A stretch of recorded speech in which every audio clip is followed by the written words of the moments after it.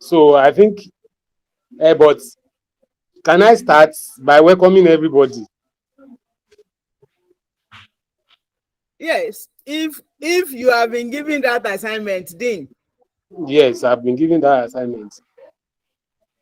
So while we wait for the moderator, I want to welcome everybody to this very important webinar. The attempt to commemorate World Health Day, and this, the theme is My Health, My Rights. In direct response to atrocity of the United Nations make a declaration for fundamental human rights for years. And that was the first document of its kind to set out to establish and protect human rights. And we have 30 of them. Article 20 directly related to the theme of this year. That is my health. One talks about the basic needs of life, especially human health. So I want to, in the light of that, I want to tell everybody that the kind of access to basic health care as our person, and we have to take personal responsibility by subscribing, that is health insurance scheme in our nation or our state, as the case may be, to have preventive health care, quality health care service delivery, and relatively we have peace of mind, and we will. So in the light of that, we have adequate care from various specialists as far as we need in case of any need for any services, any healthcare services. So there are some basic questions that people often ask. Number one, how do you take care of your health? It's one of the questions that this webinar will try to address. How in after life, to enjoy every other human rights, you have to be healthy. Also, what are the factors affecting healthcare? Laws in Nigeria, and what are the examples of medical laws? All this will be addressed by our erudite scholars. So in the light of that, I want to welcome our dear Professor to this important assignment. So also I'm welcoming Professor NN from Jos. He will be talking with us on this important assignment. We also have Victoria Ayeni that will be looking at the legal or the law aspect of the discussion. So also we have pharmacists, Famakinde Akintoye Ayokanmi. He will also be talking to us. In the light of that, I want to appreciate the public health departments, the health center, and other collaborators, as well as Achievers University community. I welcome all the participants and every one of you, and I'm very, very optimistic but that at the end of this section, you will enjoy using your time with us. I wish you all the best and beautiful deliberation. Thank you, and God bless you all. You are welcome.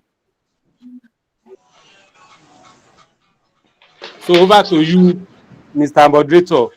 I think you can continue from there. You are all welcome. That moderator's mic is muted. Maybe that's why we are having the problem hearing him or her. Supplicate, your mic is muted. Unmute yourself.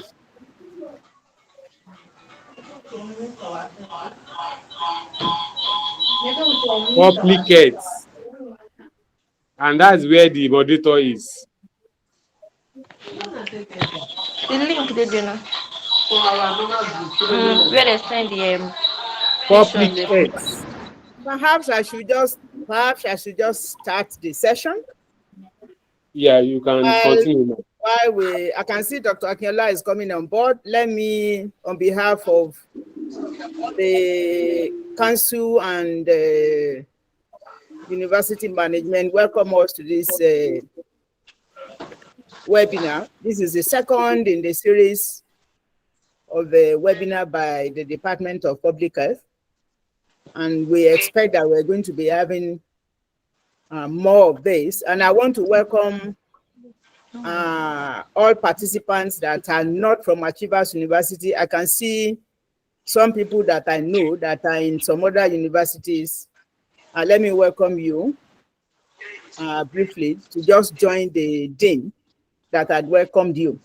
I am supposed to give some information, or perhaps give my own views with regards to the theme for this year, the right to health, as what we should use as basis of all our activities, as basis of our negotiation, as basis of all our actions, as basis for our mobilization, and even as basis of engaging in health literacy. Essentially, we know that before anybody can claim anything, such individuals must be informed about the fact that they are entitled to such a thing. So I'll first of all start by looking at the context of rights, as such also may be related to health. And we know that rights, talking about rights, are inherent in the fact that we were created, we were given life by God, that gives us the first entitlement. And that entitlement is the inherent right that every human being ought to lay claim to, irrespective of who you are, where you are, irrespective of your gender, irrespective of your sex, irrespective of your race. And it also implies that what is good for somebody in my village is equally good for somebody in Lagos, is equally good for somebody in the US. It's universal. And we take our rights from the fact that we were given life. So whoever has life has every other right that is supposed to sustain, that is supposed to help maintain and sustain life, and that is also supposed to help to prevent anything that would take life. And we would then see that we have moral and ethical dimensions to talking about rights. There is a moral of the fact that you do not give life, and the person that gives life on equal basis to everybody. So all of us, as has been given, have the rights, and we are ethically required to do everything that will make sure that what is good for me is equally good for the other person, and my rights and the right of other person must work together to ensure that we all stay alive. So the context of looking at moral and ethics of human rights relates to the fact that the dignity of person is non-negotiable, and every individual has the right to be treated with respect, has the right to be treated with dignity. And talking about dignity means that living a life must be such that gives a person a sense of dignity. So whether you are receiving, whether you are giving, anything that is supposed to be giving somebody health, it should be in the context of ensuring the dignity that the dignity of that person is respected. It relates to helping the individuals to be able to flourish, to be able to grow, to be able to develop, to be able to contribute his or her own quota to the totality of human beings. And talking about flourishing, talking about growth, also have implications for who and who are supposed to guarantee this. Every individual is born to a family. Every individual is born into a society. So in the context of being born within the group, to the family, to the society, it also implies that families, society have obligation to help individuals to be able to achieve all that they need to achieve in the context of having access to what will make them to have health.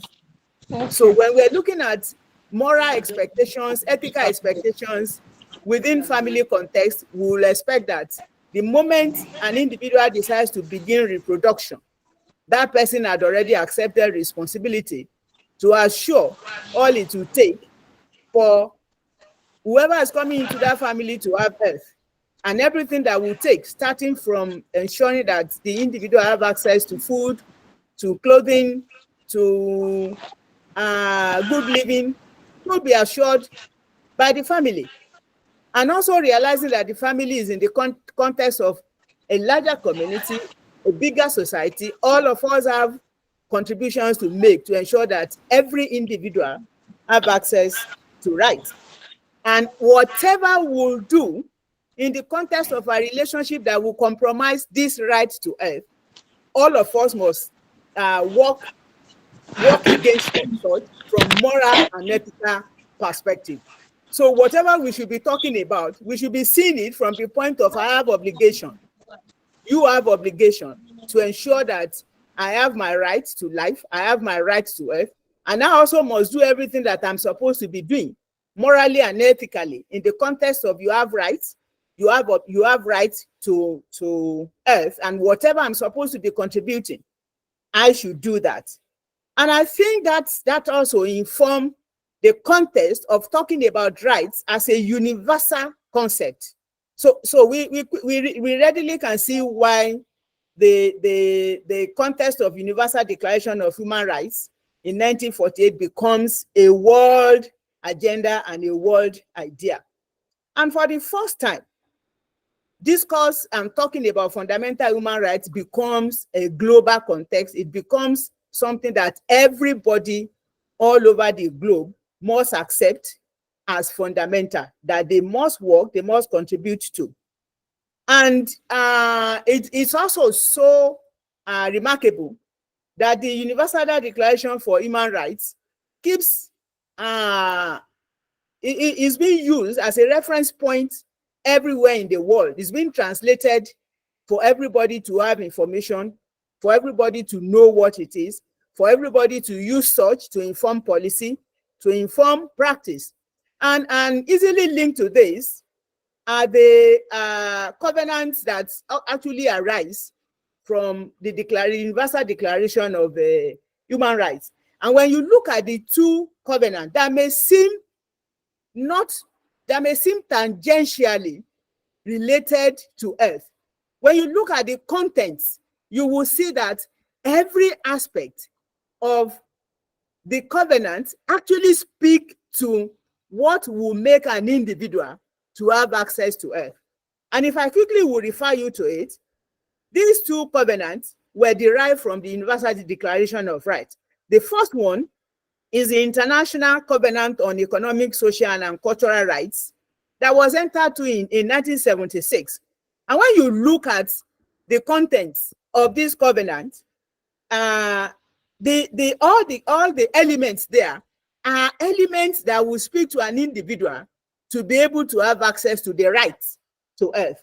The first one, the first element here says an individual have the right to work in just and favorable conditions. And it is so significant that our work life is such that if our work environment is not conducive to earth, the totality of a being will be compromised because we spend the larger portion of our life in the work environment. So if the work environment is not conducive to health, it means that the life of the individual, the life of the groups of people that are in the work environment are also compromised. The second one is like that talks about the right to social protection, to an adequate standard of living, and to the highest attainable standard of physical and mental well-being. And readily we'll see that even this one speaks to the context of our definition of health. We always see health from the perspective of the physical, the physical, the mental, the social, and the spiritual dimensions of it. So even looking at the covenant that speaks to talk about economic, social, and cultural rights, we will see that all these are pointing to the right to health. And for as long as we assure what we have as elements of this second covenant, we will be sure that an individual will have access to rights, will have access to good health. The third one, looking at the elements, talk about right to education and the enjoyment of benefits of cultural freedom and scientific progress. Education, we all know, is critical in the context of what an individual will do, how the individual will do such thing for the person to be able to attain health. Our education is important even to individuals that are supposed to be contributing to everybody's health. So looking at this, we appreciate that even the covenant that seeks to speak to economic, social, and cultural rights of people are essentially focusing on what should be done to ensure that individuals have access to health, and the rights that relate to giving health are subscribed to and provided in the context of every relational activities going on among human beings. The second one that talks about civil and political rights are also similar. When you look at the elements, all the elements are pointing to what we are all supposed to be doing to assure right to health. And because of my time, I'm just going to quickly take our attention to the core international human rights treaties and optional protocols that had emanated from the legal framework that every country of the world had been encouraged to key into. We have 18 of these, but different countries are different level of agreeing and accepting these treaties. When you look at the 18 treaties and optional protocols, we will also see that for every country that they agreed to each of these and actually use such to inform what they do, you can be sure that individuals in such countries will have their right to health actually supported.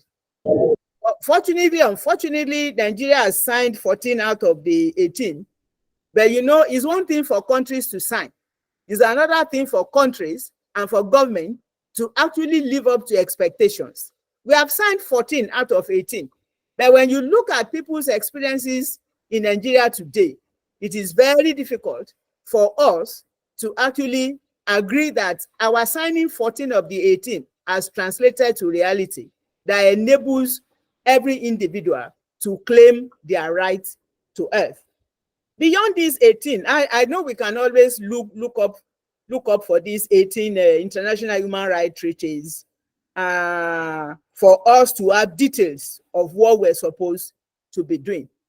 But let me take it a little bit in the context of who really should accept responsibility for assuring right to health. And do individuals also have obligations?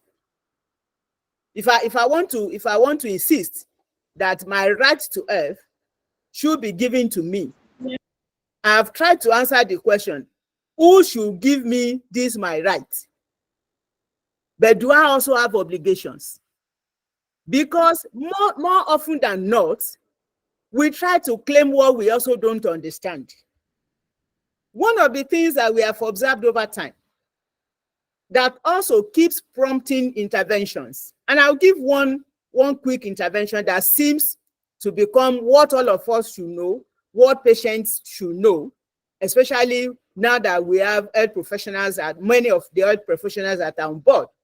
The Patient's Bill of Rights, it's supposed to help the average patient to be able to know and claim their rights to health in the context of healthcare delivery system. If we start from exploring what government is doing, obviously we know that government is not doing enough in terms of provision of the physical, conducive environment for people to have access to health, to have access to health care. But our individuals within family context, within community context, are we also doing what we're supposed to be doing from the perspective of, if you are going to claim rights to health, you also have obligations to contribute to what we assure right to health. So, I really need us to look at this context of who and who should we be holding accountable for providing right to health. Should we just be asking government? Should we just be asking families? Should we just be asking the larger community? Or we need to get individuals to have sound understanding of the fact that your right to health starts from you. Start from you, start from what you do, start from how you do it, starts and goes from what you do to the next person that is also supposed to be assuring your health. And for every right that we also ask for, there's an obligation. Do we have sound understanding of obligations for us to be able to claim our rights? And that is one area that I think has become quite important, especially when we begin to talk about what do we need to do. We need to talk about health literacy. We need to talk about literacy around all these concepts, because to every right that an individual wants to demand, there's an obligation. If you do not know what your obligations are and you do not play your own part, it's going to be very difficult for you to insist that you have a right, that you also expect that other people that have obligations to give you your rights will be willing to stand up to them. I think I just want to stop there for now, so that we can have more contributions and more input from others.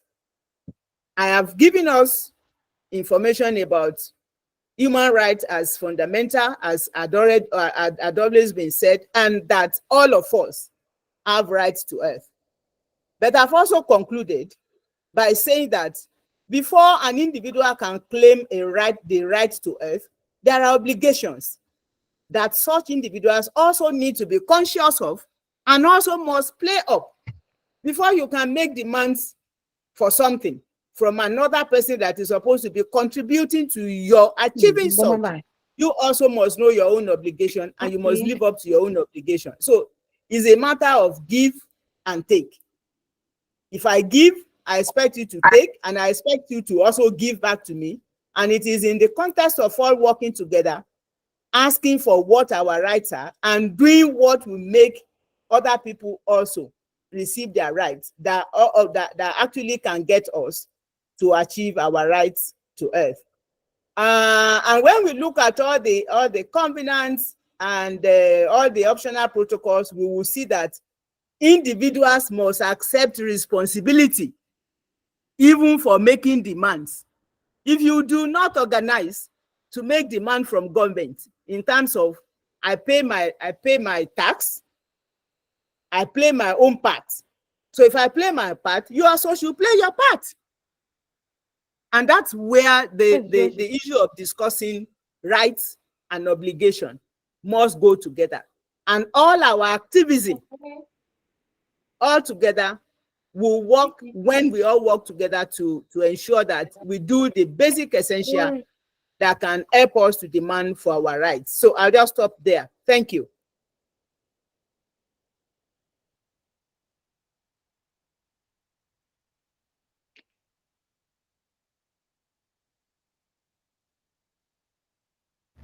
Thank you so much.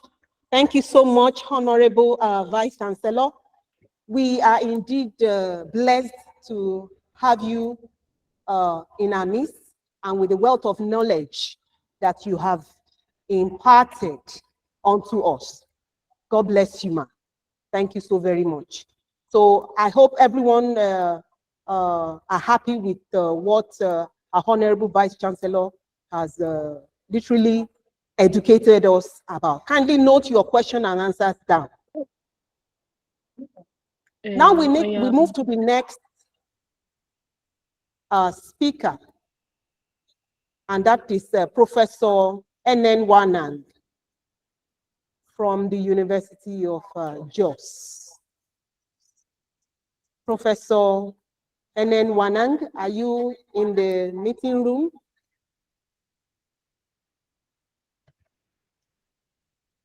Okay. Yes, I am. I think he's still trying to connect. Okay. He's here with us. I've connected. Thank you so very much. Yes, So I'm connected. Can you hear me? A brief bio, yes, sir. University of Jos. Professor N.N. Wanang is a B.Pharm, University of Jos, MS Pharmacology, PhD Pharmacology and Clinical Pharmacy. Master of Science also in Biochemistry, FPC Pharm, Clinical Pharmacy, Fellowships, FPSN, FWASP, FNA Pharm, and FCAD. He's got over 100 publications in international and national journals. Offices held: HOD Deputy Dean, Director, University of Jos and Bayero University, Kano, Secretary General, Council Member, Chairman, Faculty of Clinical Pharmacy, West African Postgraduate College of Pharmacy. He's also a chairman, Plateau State Research Committee, Plateau State. He's a member of the Stem Cell Transplantation in Nigeria, the President Olusegun Obasanjo Presidential Library, Nigeria. He's also been several keynote speakers in Nigeria and beyond. Without further ado, I welcome Professor N.N. Wanang, second speaker, to the room. You're welcome, sir. Thank you very much for your elaborate introduction. I deeply appreciate you. I hope I'm clear enough.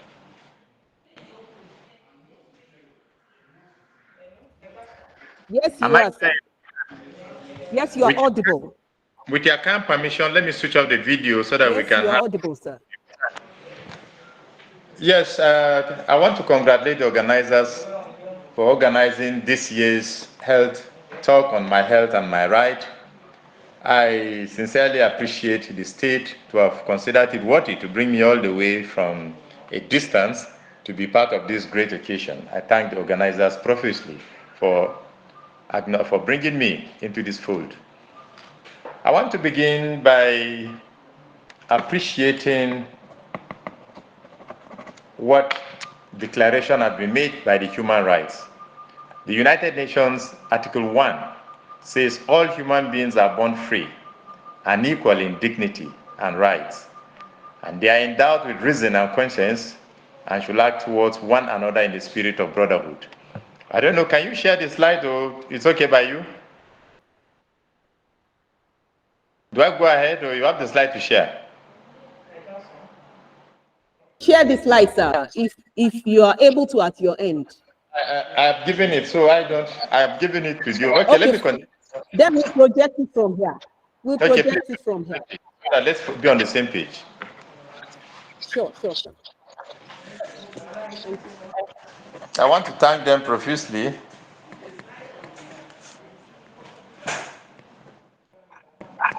for this occasion. Of course, the WHO, the United Nations had made that right, that all of us are entitled to health. However, I will go through some examples for us to see whether we can create a scenario out of it. The Nigerian Constitution, equally in Chapter 2, makes reference to the fundamental objectives and directive principles, stating that it is our right to health.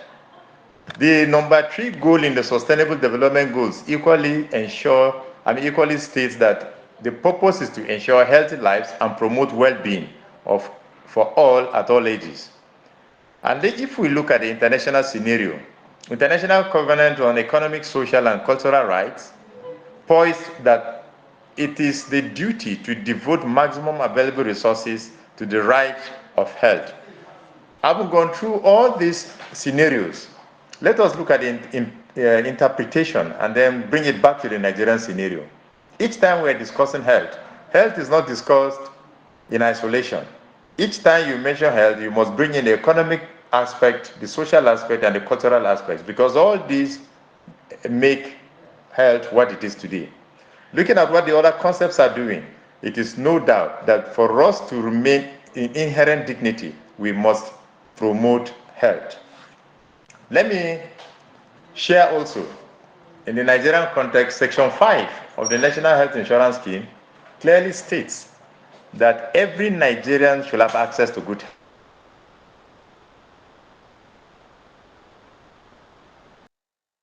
health care services. Section 5 sub B, the scheme shall protect families from financial hardship of huge medical bills. And of course, I can go on and on to tell you more about what the National Health Insurance Scheme states. The bottom line is it is trying to make sure that we know that the federal government of Nigeria is responsible for the health of an individual. But like to buttress on what the Vice Chancellor said, I'll now hit on it when I get to one of my slides. Because looking at what is happening with the National Health Insurance Scheme, there are a lot of deficiencies.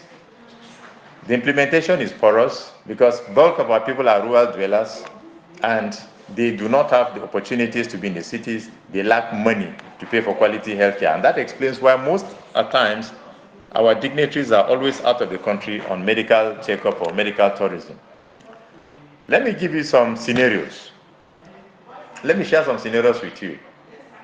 Number 1, a patient is HIV status is requested to be known by the physician before a surgery. If the patient's HIV status must be known before a surgery, does the patient deserve the right to know the HIV status of the surgeon? Because as a patient, I have the right to also know you that you're operating on me. Are you HIV negative or HIV positive? Because peradventure, in the course of the work, you may have a cut and then you also transmit HIV to me. Is that right really agreed? Is it understood? In Nigeria, Doesn't translate into anything like Do patients have that right? Then let's look at the second scenario. When a victim enters the hand of a policeman, during interrogation, such persons are embedded in torture, cruelty, and inhuman treatment. Does the victim at this point deserve the right to health? He's a human being. The Nigerian Constitution says he deserves the right to health. But during police interrogation, does he really deserve that health? Does he get it from the Nigerian police? Let me give you a third dilemma. A rape victim eventually becomes a surgeon. In the course of her work, she now realized that the person that raped her some 10, 20 years ago was somebody that required emergency right while she was in the theater there. Now, can she discharge her duties without any reminiscence of the past? When we look at these 3 case studies, we'll now realize that it is a complex scenario to discuss about the right of a patient and the right to health. Having said this, I will now take you to some cases. In the case between University of Ilorin Teaching Hospital against Adegunde, the Court of Appeal said the principle behind this case was that the physician was accused of malpractice and negligence, but the court dismissed it that at least he performed his duty reasonably to the best of his ability. And then let's look at the second case between Abby and CBN. The claim was that the man came into the hospital healthy, but he left sick because he was given gentamicin, and gentamicin created irreversible deafness to him. So he now sued for that. And then it was a clear case that the people involved should have known that gentamicin produces those demerits. If it is so, they shouldn't have administered it to the patient. So you can see the difficulty the quagmire patients find themselves each time we are discussing about their health and their right. Remember, while we were in the school, as we were taking oaths, we had sworn that we are going to use our ability and knowledge to support health to those that deserve. We equally swore that we are going to work to place the needs of others above our personal interest. The bottom line of our oath taking, whether you are a nurse, you are a pharmacist, you are a physician, or you are any health professional, we are promised to devote ourselves and our lifetime to service of others through our various professions. Having said this, we are ready to serve humanity, and we are ready to practice with our conscience and dignity. That not said, the health of an individual is a right. It is actually not a privilege. But is it true that my health is truly my right? In our environment today, we are boxed with a lot of environmental pollution. It is the right of the patient to breathe clean air. No doubt, you could say that. But what do we do when the air you breathe is polluted? It is documented, it is on record, published, that in every 5 seconds, somebody dies of air pollution. Those that stay around Port Harcourt, they are exposed to various industrial pollution from the petrochemical industries. Those around cement producing areas are exposed to various chemicals and particulate matters from the industries, and they inhale it, eventually they end up with respiratory infection. Is it truly their right to health? But they can't do otherwise. The environmental pollution is so massive and so huge. And unfortunately, the Nigerian law does not really give any penalty for that. I could remember some times back the cocoa waste, when a company in Holland made a dump of huge quantity of radiochemical materials right here in Nigeria. But what happened out of it? Nothing came out of it, because the people knew that there was a group of persons that were dispensable, so they came and dumped the huge quantity of the radioactive chemicals here. I can imagine the life of those around the area, what the radioactive material must have caused to their health and all that. I've mentioned also ecological deterioration. We have mining activities everywhere, exposing people to a lot of dangers, a lot of heavy metal toxicity, from the mercury to the arsenic to the cyanide up to the cadmium. We have a lot of agricultural activities, people farming, not wearing a face mask, and then spreading chemicals, pesticides, herbicides, and all chemicals, all sorts of chemicals with their farms, even preservatives. And all these things will eventually result in environmental pollution. And then we also have the climatic change. The climate is so hot. In here, where we are now today, you can boil an egg without water. Why? Because of ecological deterioration. And all this now end up having one person as a victim, the human being. Each time we're discussing health, the economic factor must come in. Just recently, we were told that the tariff and electricity had been removed, fuel subsidy had been removed, a lot of persons could not afford hospital bills, and the minimum wage still stands at 30. Quite unfortunate as it is. But again, that is enough to depress a lot of persons. Go to the hospital today, you may see some people in psychiatric unit, you may see some people with emotional distress, you see some people with separated homes because they cannot cope. All those ones are indices of health. Remember what WHO defines health: social, economic, psychological, physical, even spiritual. So all those things are embedded, and all of them have been meshed in a difficulty. Let us look at Nigeria as a country. Do we really have potable water? Do we have good nutrition? Do we have housing policies? Do we have decent homes? Do we have income? I'm a professor of pharmacology for 13 years today, but I can tell you my income is less than $300. And then if I say this to a foreigner, he laughs. This will definitely affect my nutrition, will definitely affect my housing, definitely affect my water. So it's a tripod. Once you miss any of the indices around, it will definitely boomerang and hit on your health. Let's look at Nigeria today, the environmental conditions. We have conflicts, we have violence, we have insecurity, we have banditry everywhere. And yet we are talking about our right, yet we are talking about the health as our right.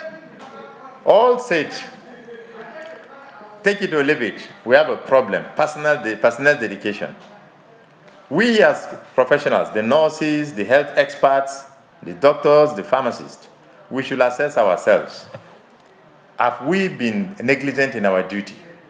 Have we done any malpractice in our duty? If we are doing our part and rightly too, we can confidently say, yes, the health of the patient is a right to the patient. So we should all rally around to take care of that. Now, looking at the implications of our actions, if somebody that is not healthy will definitely have a problem with education. Somebody that is not healthy will definitely live in poverty because there are limits to economic opportunities. Somebody that is not healthy will definitely have a lot of problems with peace and stability.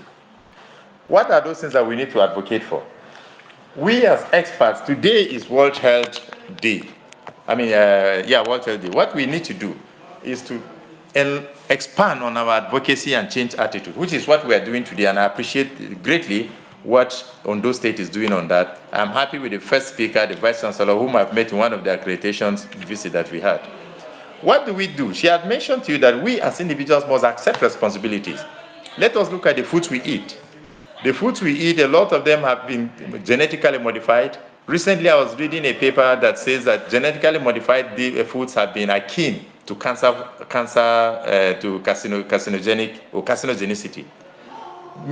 In those days, cancer used to be a rare disease, but now cancer is a very common disease in Nigeria. Why? Because of the nature of foods that we eat. We eat chemicalized food, inorganic chemicals. We eat all sorts of genetically modified meals.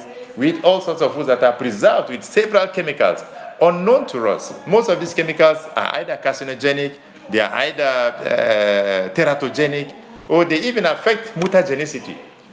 And if it is so, are we helping ourselves? The answer is no. In my inaugural lecture, I presented a paper and I titled it Suicide by Installment. What we eat, we are gradually killing ourselves by installments. I am discussing with folks from the Yoruba axis. Are you aware that the pomo that we eat, when you burn pomo with the tire, with rubber, there is this polycyclic hydrocarbons, aromatic heterocyclic carbons, that go into the pomo itself, and upon eating, it produces impotence in men. If it is so, are we really helping ourselves? There are some things we must do. Let me pick a second one, the cosmetics. The cosmetic industries are making a chunk of money in Nigeria. Are you aware that most of the cosmetics we use, they have things like the quinolone, they have some aspects that these things eventually end up to produce cancer of the skin in patients. Agriculture too. I am aware that there are some fish that are harvested in some rivers using chemicals like the gamalin 40, like the DDT. And then when you take that, what are you doing? You are dumping all those things into your body. The food chain ends up accumulating in your system, and then you have various diseases emerging, from hypertension to diabetes to cancer to reproductive distortions. There was a research in Sydney which carried endocrine disruptors, the phthalates, which are common in houses. The phthalates, you find them in asbestos ceilings, you find them in cosmetics, you find them in laptops, in desktops. A survey was conducted, and a group of animals administered the phthalates were not able to produce, meaning there was endocrine disruption. We have a lot of such in our society today. Look at the industries. I've discussed pollution. In Nigeria, cars are ordinarily supposed to be roadworthy without emitting carbon monoxide or smoke. The carbon monoxide that is constantly emitted disrupts our red blood cells activity. It methylates it, which means it shuns into the oxygen carrying capacity. If it is so, people are vulnerable to diseases. I've mentioned cement industry, particulate matters, dust, creating respiratory infection and all that. And then let's look at occupational hazards too. The woman selling fuel in the filling station and is pregnant, definitely her baby is going to be affected because the fuel itself contains lead. And we know lead affects the memory. We know lead affects blood circulation. Why am I giving all this narration? We need advocacy. We need to come out of our comfort zone to educate the people on why we need to change our attitude, from our foods, from our cosmetics, from our agriculture, from our industry, from occupational hazards, from the entire activities that we do around us. We must accept responsibility for it if we really need that change factor. Well, I was given 20 minutes to talk, and I want to conclude by telling you that those of us that know the egg, those of us that grew in the village, we know what eggs are and what the chicken is. The egg does not produce chicken by being smashed.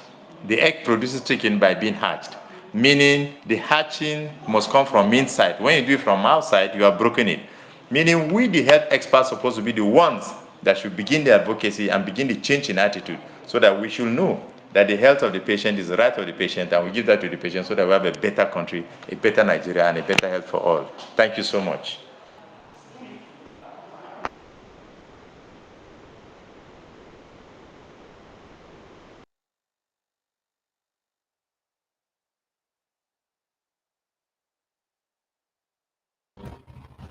Thank you so much, Professor Helen Wanan.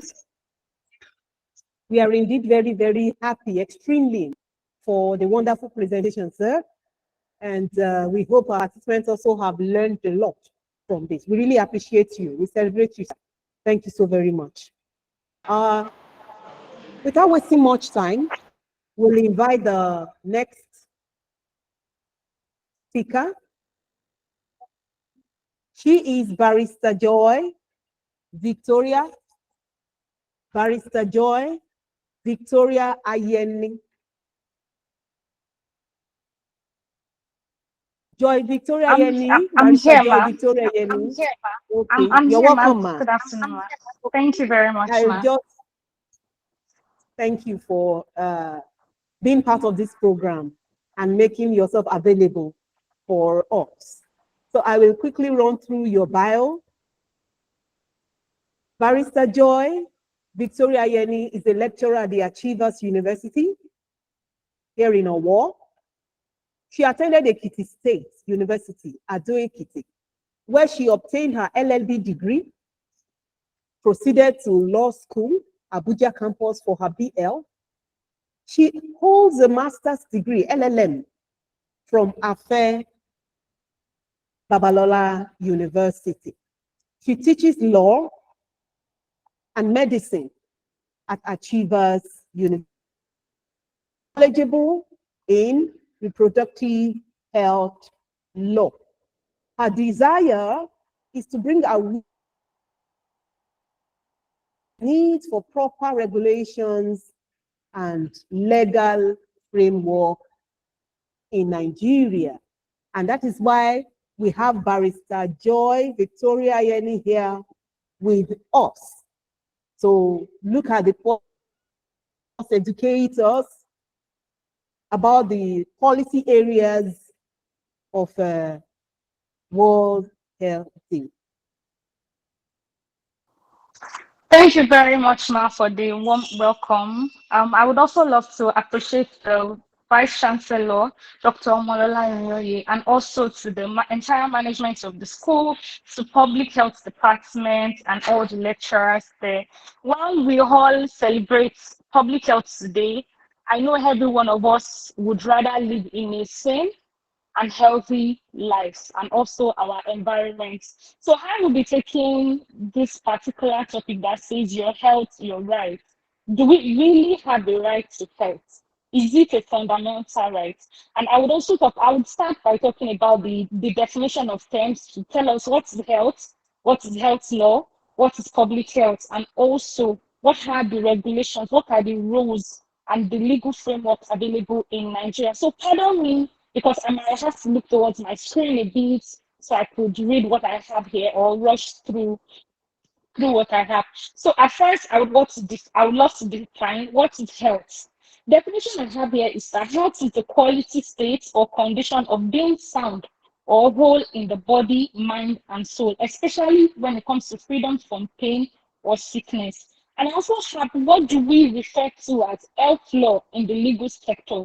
Health law is referred to as a statute, an ordinance, an act, a law that prescribes sanitary standards and regulations for the purpose of preserving, promoting, community health. While we also have that, I would rush into what is public health. According to Winslow, public health is defined as the science and health of preventing disease, prolonging health, and promoting physical health and efficiency through organized community efforts for the sanctification of the environment, the control of community infection, and also educating individuals on their principles of personal hygiene. Moving forward, I have other terminologies I would love to define, but because of our time, I would rush through so we can fix everything into the 20 minutes I have. So I would love to define what is right. What do we know as rights? What is our rights? Rights is defined as an entitlement which is endowed on someone and which is not subject to the discretion of another. What this is saying is that everybody is entitled to their rights, as their right to live or their right to exist, their right to health. And also, I would also rush through what we also say that rights are advantageous positions. They are defined by morals, by laws, by rules, or by other norms. Moving forward, I would define what human health is, human rights rather is. In my slide here, I have that human rights are body of rules guaranteeing certain rights recognized internationally as inherent in all human beings by virtue of their humanity. Now, it says that these rights are universal, they are invisible, they are interdependent, and they apply equally to all human beings, irrespective of their race, gender, religion, and nationality. And I would love to cite this case in Odogu versus the Attorney General of the Federation. It's a 1999 case. The Supreme Court of Nigeria stated that fundamental rights are human rights, and the Constitution also has defined that everybody has a right to life. Section 33 sub 1 of the Nigerian Constitution says that every person has the right to life and no one should be deprived of such right. And also, chapter 4 of the Constitution, I don't have that on my slide, states that everyone has the right to health. And also, it is one of the fundamental rights and one of the most important discretion or jobs that the government owes us is the right to health, the right to property, and the right to life. But however, I would love to also say this. In Ogugu versus the state, it says that these rights are not absolute. While we might have this argument as to our right to health or our right to life, are these rights actually absolute? Can we sue the government when they refuse to do these jobs that are prescribed by the Constitution?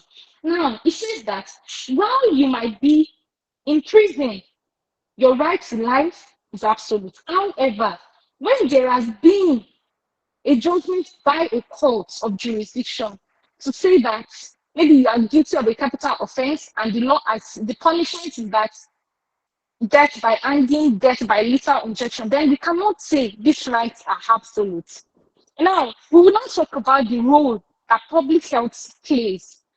Public health, as defined here by the Institute of Medicine, says that it contributes to the health of the society through assessment of health and health needs. It formulates policy assurance of availability of service. While I would not bore us of this, I would prefer to move on to the public health action. Now, what does public health do? What are the rules? What actions? What are the expectations of public health? The number one, and which is the most important, is to prevent epidemic. Now, I will take, for instance, during COVID-19 and even during the Ebola, it was a public health scenario that the government had the job to, and they did what they felt they could in that instance into protecting the life of the community or of the society or of every Nigerian. Now, while we might say that we do not have regulations or the regulations we have, I would say they are inadequate. And also, like the previous speaker raised a particular question that says that what rights we have? We have our right to health should be absolute.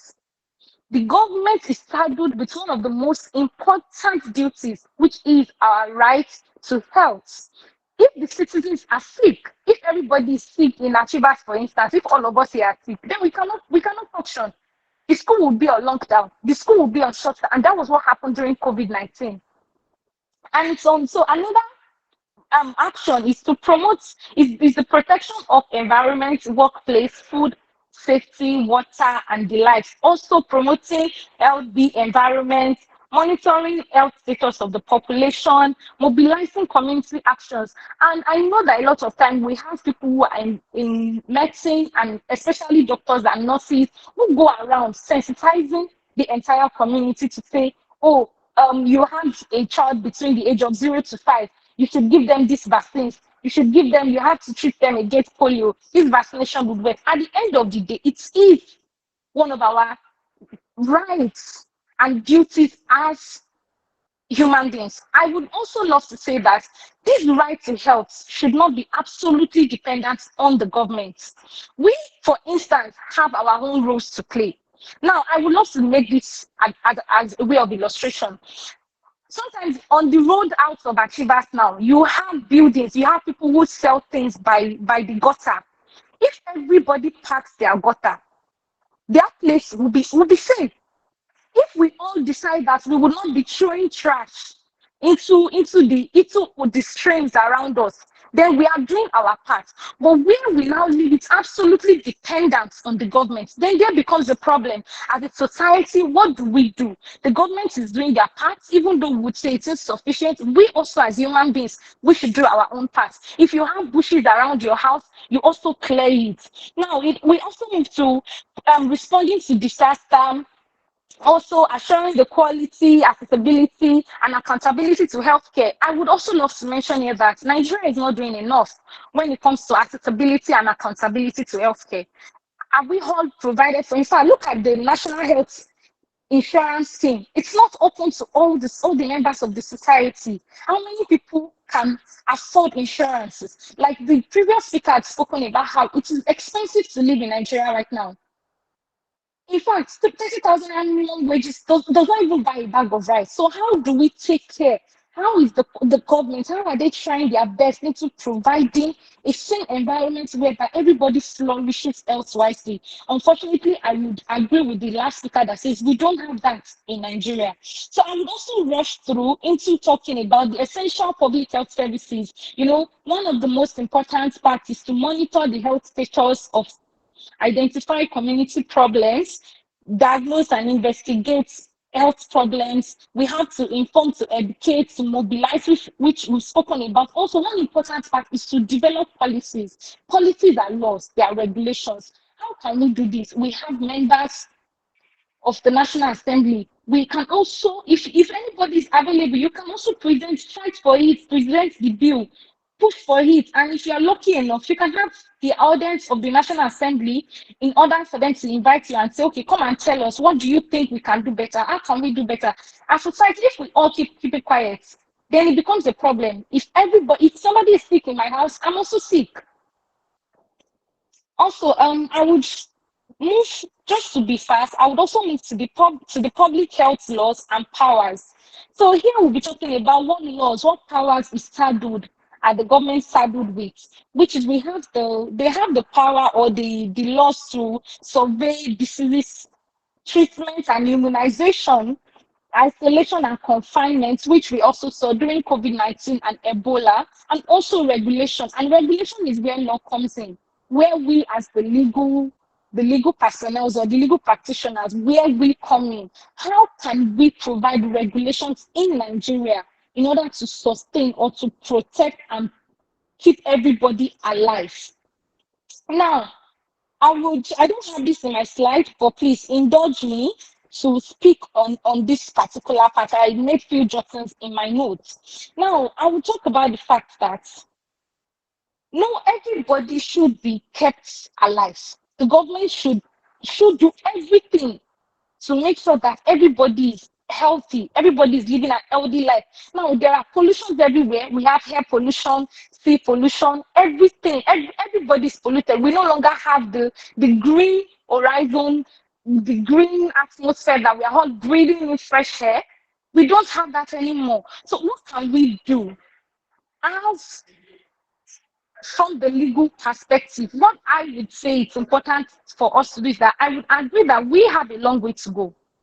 Nigeria has a long way to go, but I think we need a stricter regulation in order to protect the rights to life of everybody. However, we would say that there are procedures for enforcement. So the little laws we have few regulatory bodies, we have our constitution, which is the ground norm of all other laws in Nigeria. We have the Federal Environmental Protection Agency, we have the National Environmental Standard and Regulations Enforcement Agency, we have the National Agency for Food and Drug Administration and Control, NAFDAC. We would even love to say that NAFDAC have not been doing enough in regulation. A lot of drugs are out there. People will just sit and make concussions together to say, this is a cream that is good for you. Meanwhile, everybody is rubbing in a lot of chemicals into their screen, into their cream as body, into the body. And you know, whatever we put on our skin, we indirectly ingest it also into our bloodstream. Now we have the Standard Organization of Nigeria, and we on Lagos State has also have this environmental sanitation edict. And I think all states have environmental sanitation laws, which I know the most times in the Southwest here, last Saturdays are environmental day. You are expected to clean your house, clean your environment, clean, and if you have any refuse, pack them very well. Get a dumping ground and properly burn them. You know, don't accumulate refuse in your house. Some people, if you go to their house, the back of their house, that's where they dump everything. How would you live healthy when the back of your house, just outside your window, is a dumping ground? So these are where environmental officials should move around on Saturdays to see if truly environmental is being conducted in these instances. Now we have the courts and the case law, but I would love to call the attention of all of us is that the waters has not been tested when it comes to law. A lot of times we have laws, we have regulations, but are people actually suing or bringing people to court? Because if you do not bring people to court, if the government are not prosecuting people, then we don't have judicial precedents, we don't have case laws, we don't have people to make example of at the end of the day. Now, we'll go back to the procedures. What can we do to enforce these public health laws that are available in Nigeria? The first one I have here is inspection. It means that we should have regulatory bodies that should move around. If, for instance, you have a restaurant, there should be an inspection that goes on in those restaurants to know the kind of quality of food or water we are cooking with. A lot of us, if we see where they are cooking the meals we are buying, some of us would not buy there again. We will not even want to step foot into those particular establishments. Now, abasement notice is saying that you vacate where you have. Now, you have the court proceedings, which, like I said earlier, it's unfortunate that we don't have enough case law. We don't have people coming to test the waters of the law. The little regulations we have in Nigeria, how many people are coming to say we are suing? I'm bringing my neighbor to court because he has turned the front of my house to a dumping ground. I'm bringing my neighbor to court because he has refused to clean up his environment. I'm bringing my neighbor, or I'm even suing NAFDAC to say we've called your attention to a particular water factory company behind us because we don't think they are producing clean water or clean pure water or stable water to the society. How many of us are doing that?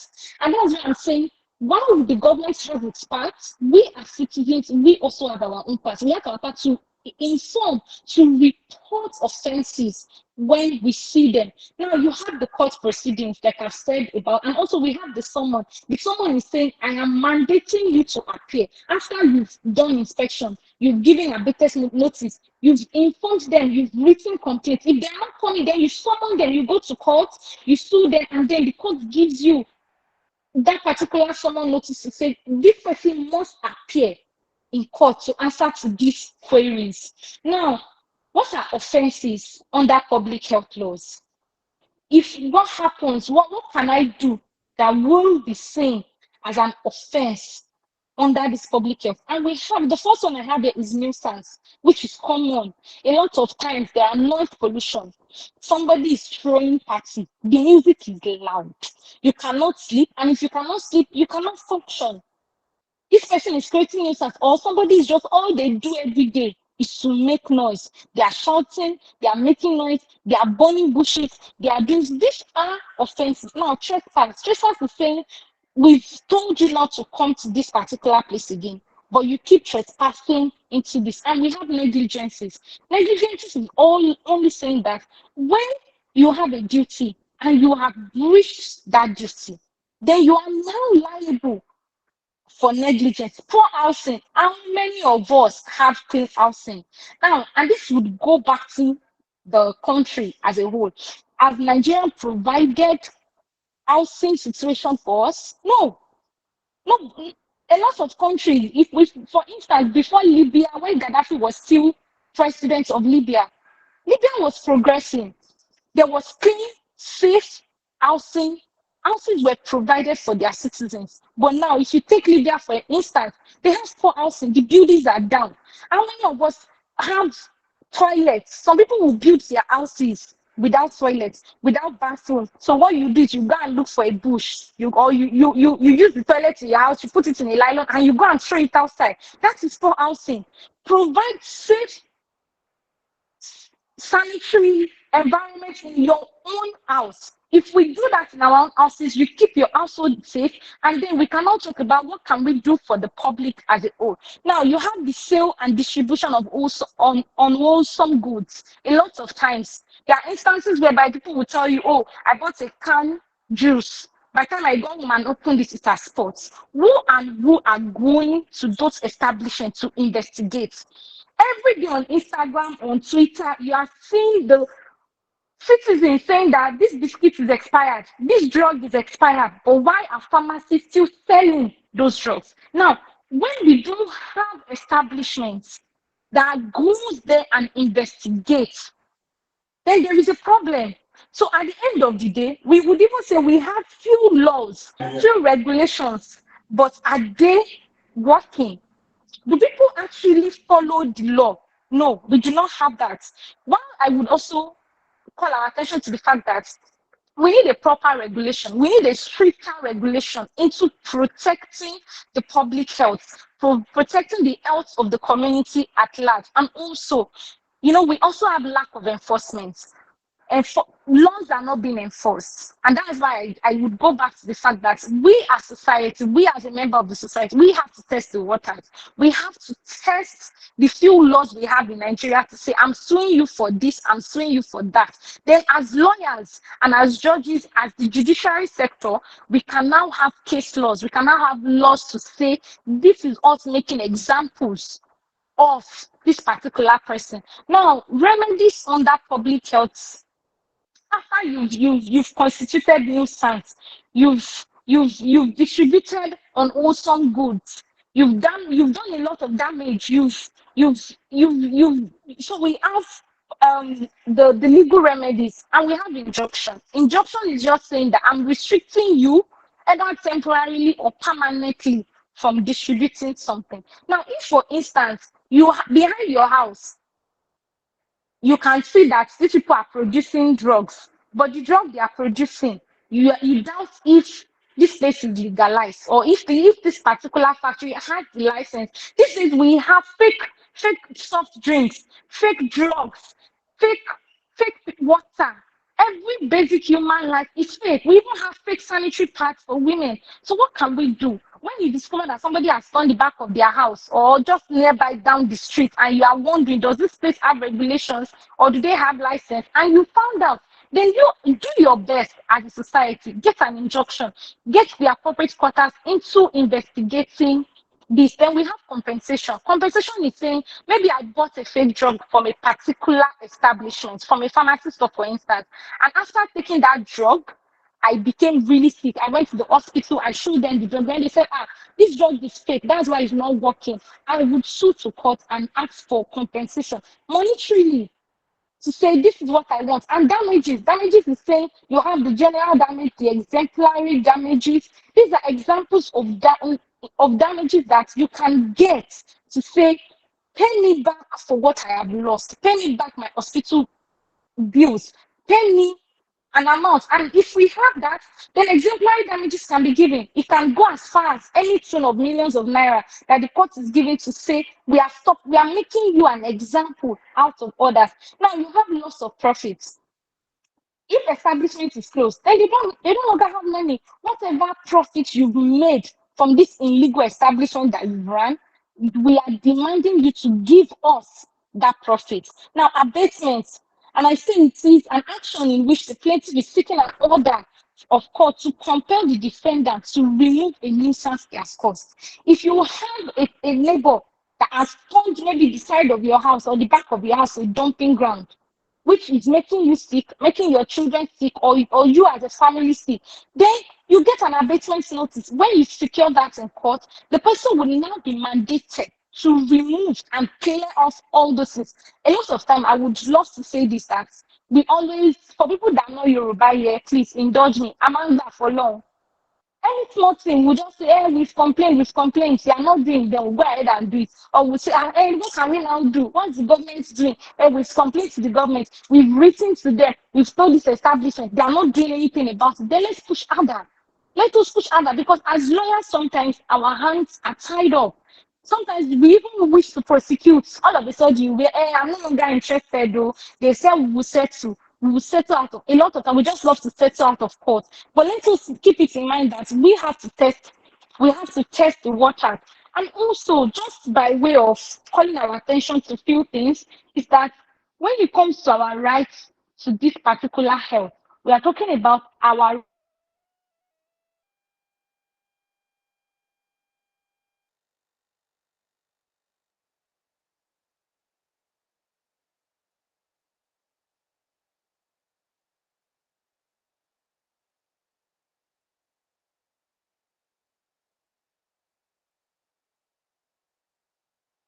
afford their daily meals, like the previous speaker has spoken about.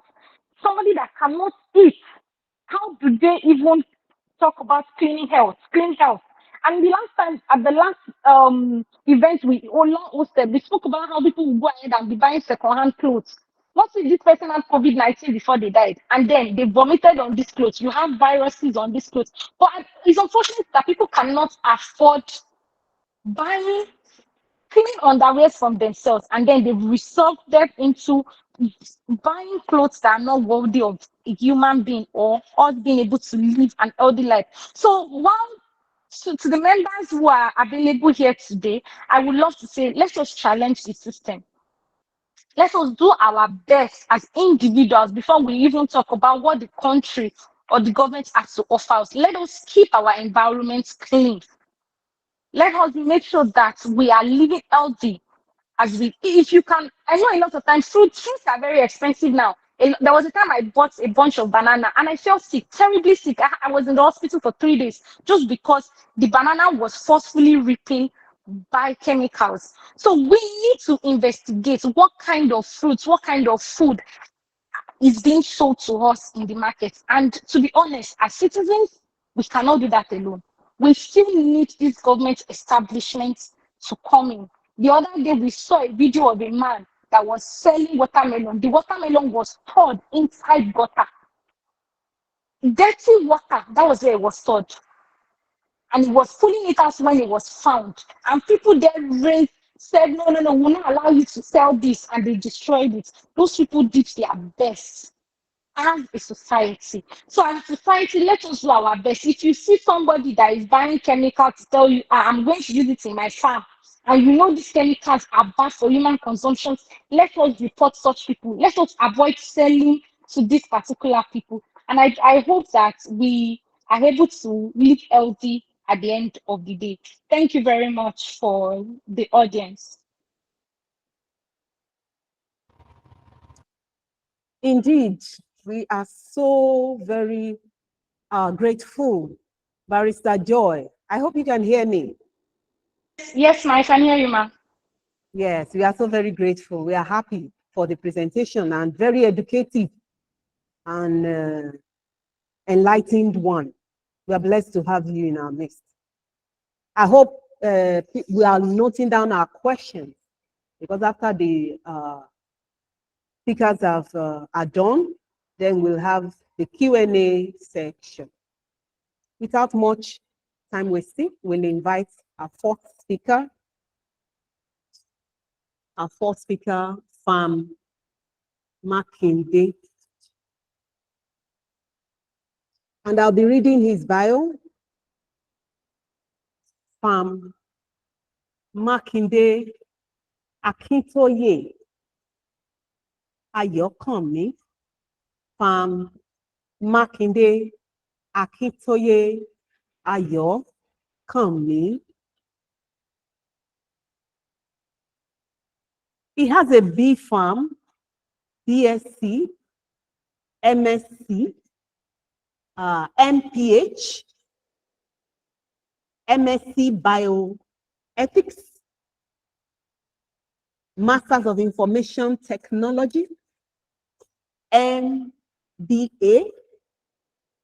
and FPC Farm in Clinical Pharmacy. And he's also a PhD candidate in public health. He used to be a former Medical Services Department, Head Clinical Pharmacy Division,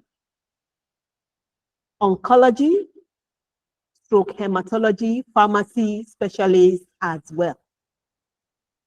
The lecturer, was a lecturer, Faculty of Pharmacy, Clinical Pharmacy Department, as well as current lecturer in the Department of Public Health at Achievers University.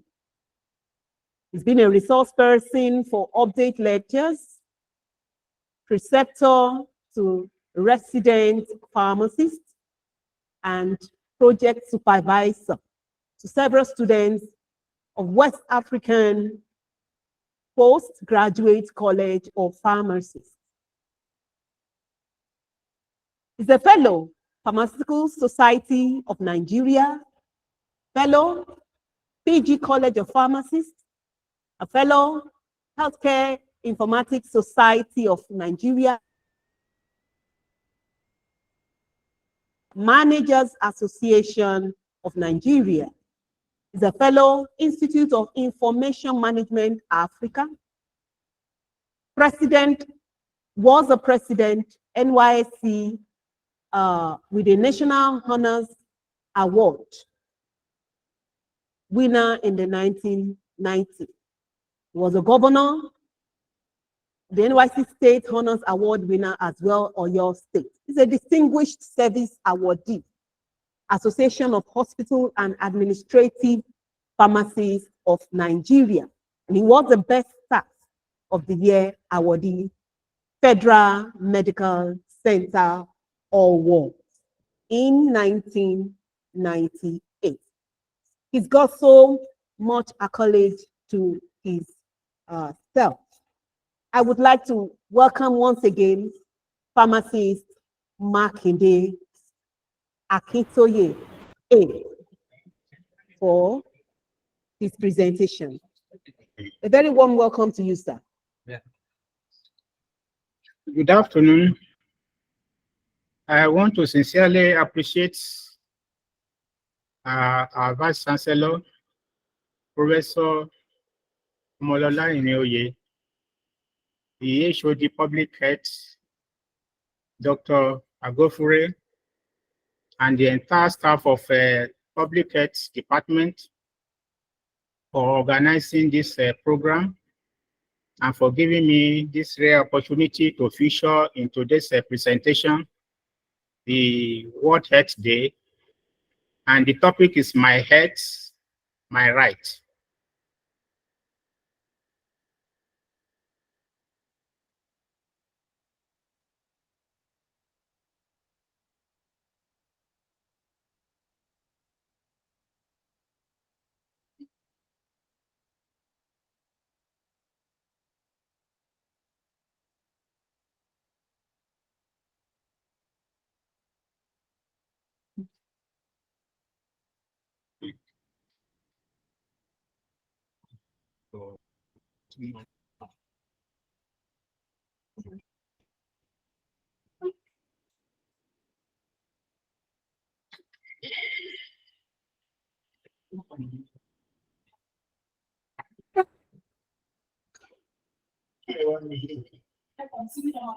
Okay.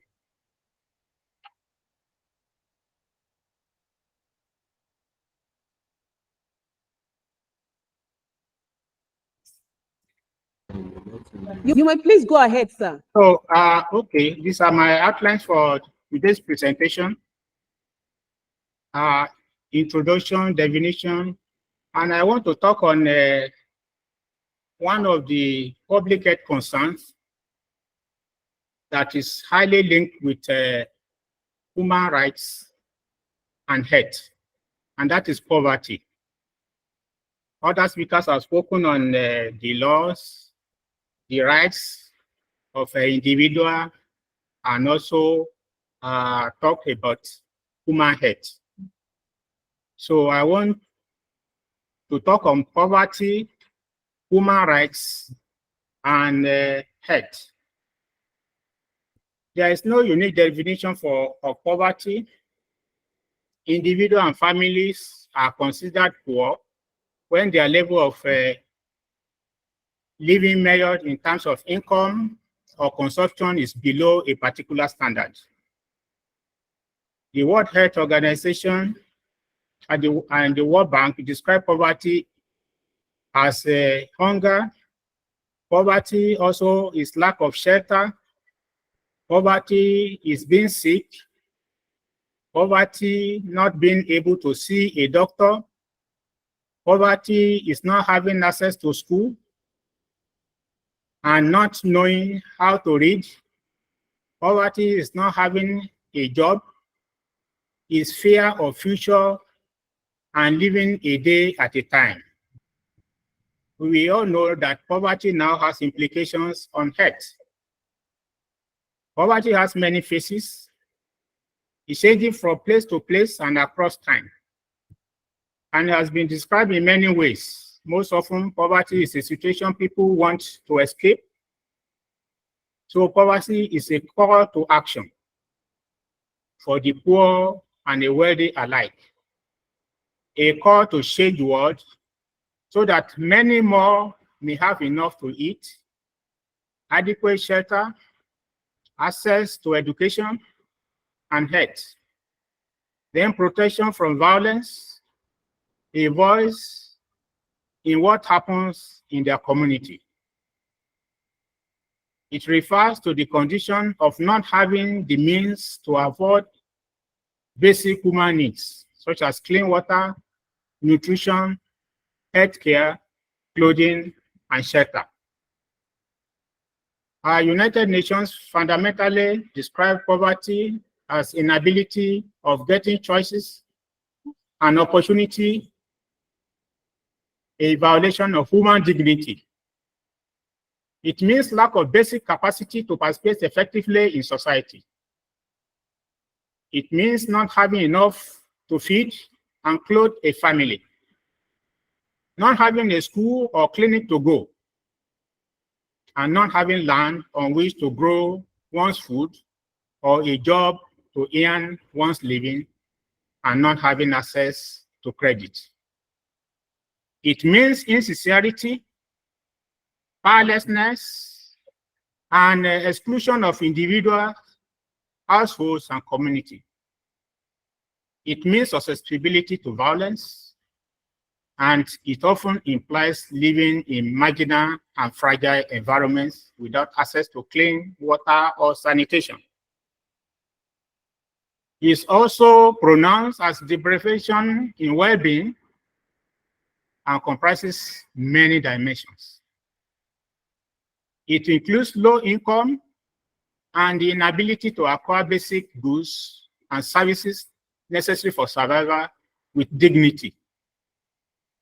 Poverty also encompasses low levels of health and education, poor access to clean water and sanitation, inadequate physical security, lack of voice, and insufficient capacity and opportunity to better one's life. So these are the circle of poverty: less access to food, safe water, health care, and school; low family income, hunger, poor sanitation, lack of education; depleted and unskilled workforce or unemployment; few work opportunities, disease, malnutrition, and even death. So we can classify poverty into two. One is absolute poverty, which is severe deprivation of basic human needs: food, water, sanitation, clothing, shelter, healthcare, and education. And also as a relative poverty. These are economic conditions of different regions or countries when they are compared. It is defined conceptually as economic inequality in society in which people live, and it's a measure of percentage of population with income less than a fixed proportion of the median income. I will not go over this. Let's quickly look at causes of poverty. Individual, that's poverty of knowledge. We will see the implication of this on health very soon as we go on in this presentation. Also, we have poverty of skills. It's also have impacts on health of the public. We have that of the society, poverty of resources, and also government, bad leadership. All these ones will come into play as we go on in this lecture to reflect on how they affect public health. Let's quickly look at relationship between poverty and health. Two-way relationship between poverty and health, that is cause and consequences. Illness prevents people from working or affects their productivity. It also lowers their income. Then the cost of obtaining health care can also be substantial, both in terms of time off from work, that is, clinics are often a long distance from the household. It can also be in terms of money spent on services received. 1/3 of deaths, some 18 million people a year or 500,000 per day, are due to poverty-related causes. Then about 270 million people, most of them women and children, died as a result of poverty since 1990. Those living in poverty suffer disproportionately from hunger or even starvation and diseases. Then living in poverty suffers lower life expectancy.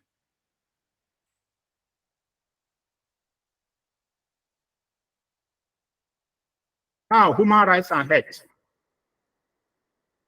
International treaties not only prohibit direct violation of human rights, but also hold government responsible for progressively ensuring conditions enabling individuals to realize their rights as full as possible. Rise to the highest attainable standard of health makes government responsible for prevention, treatment, and control of diseases, and creation of conditions to ensure access to health facilities, goods, and services required for health. All human rights, economic, social, cultural, civil, and political, are considered independent and indivisible. Governments are accountable for progressively correcting conditions that may impede the realization of rights to health. It also includes rights to education, information, participation, and dissemination of health-related matters, systematic attention to this range of rights by the health sector can provide a coherent framework for a focus on conditions that may limit people's ability to achieve optimal health and to receive health services. Now, the links between poverty, human rights, and health. The links between the concept of poverty, human rights, and in this case, we cannot talk about human rights without bringing in equity in relation to health are many and profound. Both equity and health rights and human rights principles dictate striving from equal opportunity for health for groups of people who have historically suffered discrimination and social marginalization. In this case of a political era in Nigeria, most health facilities distributions in Nigeria rest solely on the political class. If you are not there, they might not be able to cite even all these health facilities in your locality. And also, they suffer discrimination and marginalization. Achieving equal opportunity for health entails not only buffering the health damaging effect of poverty and marginalization, it requires reducing disparity between populations in underlying considerations, such as education, living standards, environmental exposures necessary to be healthy. Both human rights and equity perspectives require that health institutions deal with poverty and health, not only by providing care to improve health of the poor, but also by helping to alter the conditions that create, exacerbate, and perpetuate poverty and marginalization. Poverty is not in itself a violation of human rights. However, government action and inaction leading to poverty or government failure to respond adequately to the condition that creates, exacerbate, perpetuates poverty and marginalization often reflects or are closely connected with violations or denials of human rights. And this year's theme of World Health Organization Day is very apt, because a lot of people are being denied of their rights to health. And that is why subsequently, and in this lecture, we will know how these rights are being violated. Example is lack of access to education, especially primary, and increasingly recognized by both as denial of a right and as inextricably connected with poverty and ill health. We've heard about in the last lecture about public health rules in ensuring a good health. But education, ignorance, can play a major role in making people not to be aware of their individual roles in ensuring good health in their environment, in their community. So education fosters empowerment, and participation is an informed decision about health-related behaviors, and is therefore key to breaking the poverty ill health cycle. So education is very important.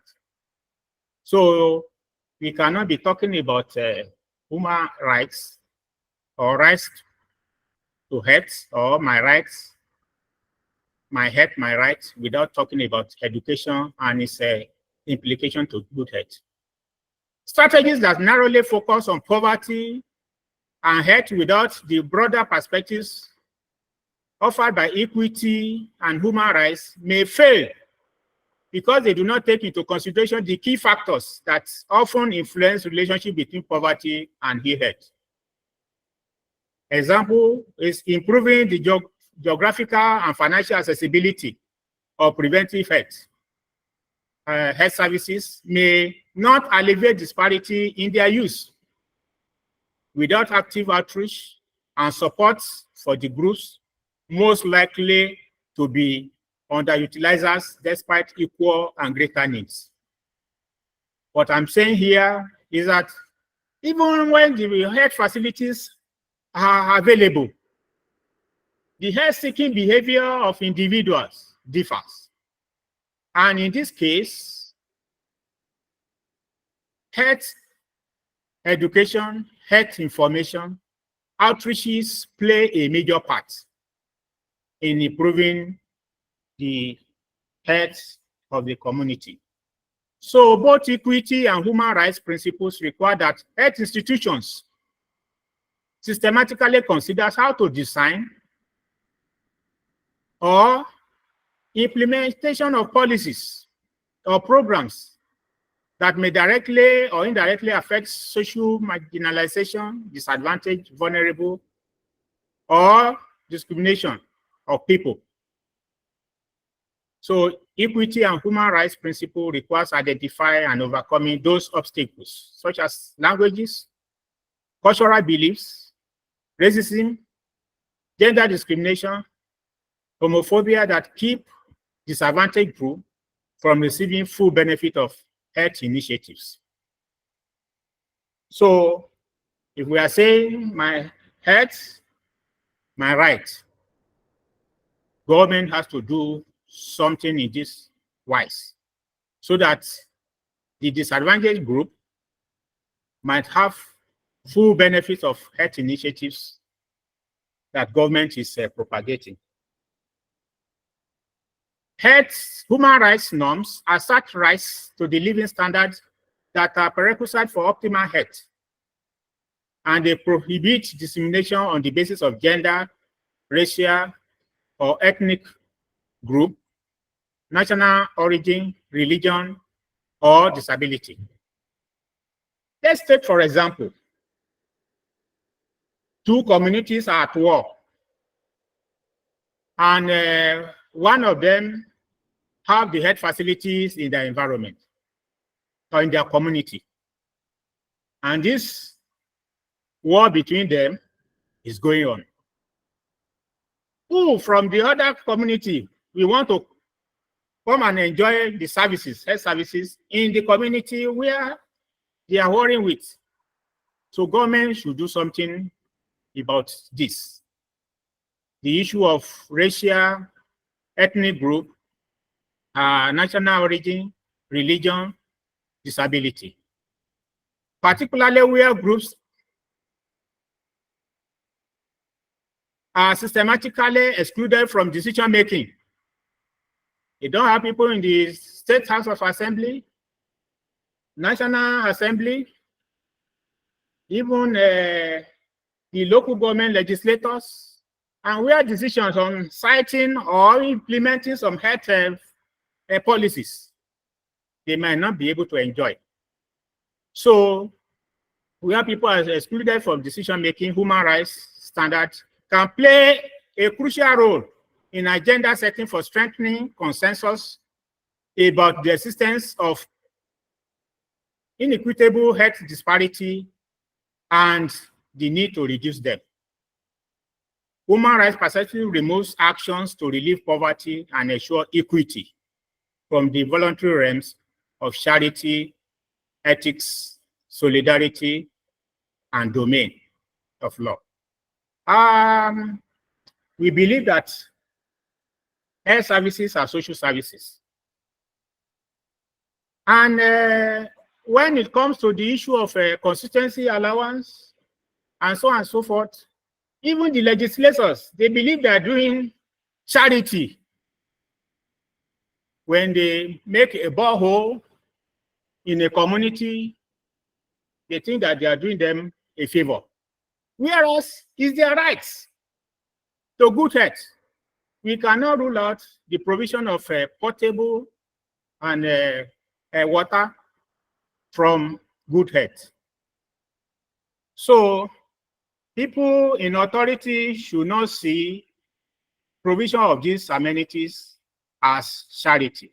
It's the rights of people in the community. International human rights instrument does provide not only a framework, but a legal obligation for policies towards achieving equal opportunity to be healthy. An obligation that necessarily requires consideration of poverty and social disadvantage. Just as the equity and human rights framework can strengthen work focus on poverty, effort to reduce poverty are essential aspects of fulfilling commitments to equity and human rights. Throughout most of the world, material poverty and its associated disadvantages play a central role in creating, exacerbating, and perpetuating ill-health. Equity and human rights perspectives can highlight the responsibility of wealthier communities or countries to seek out the causes and consequences of poverty within and beyond their borders. And a commitment to equity and to human rights calls for major action on poverty and health as ethical and legal imperatives.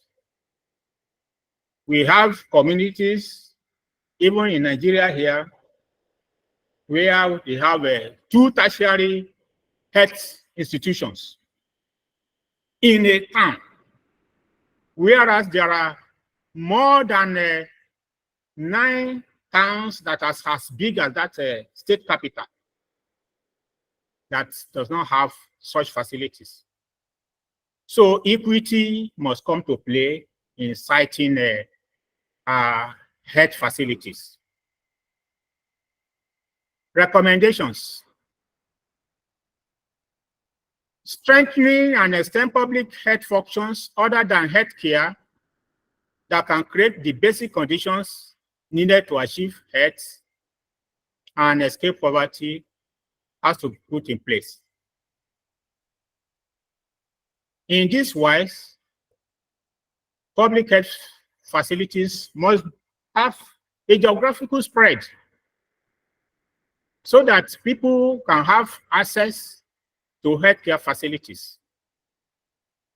Institutionalize the systemic and routine application of equity and human rights to all health sector actions. In this wise, there should be a routine monitoring of this health status in communities, and also their health-seeking behavior, and also monitor attendance in all those health facilities, as well as the standard of services being rendered, and a feedback to the policymakers on how to address the lapses observed or sustain the good work. Then implement equitable financing of healthcare. Healthcare, financing has been a major problem in most health institutions. If health is a right, good health is a right, then there should be equitable financing of healthcare so that all things that are needed to provide good healthcare in such facilities will be made available and possible. We also need to ensure that healthcare services respond effectively to major causes of preventable ill health and associated impoverishment among the poor and disadvantaged. Let me take, for example, the resurgence of Lassa fever now in this country, and also most especially in Ondo State, Edo State, and some states in the north. Can we imagine that a town like Owo does not have a waste disposable van? No designated waste dumping sites. And if you keep on treating patients with Lassa fever, we are just treating them and not dealing with the cause.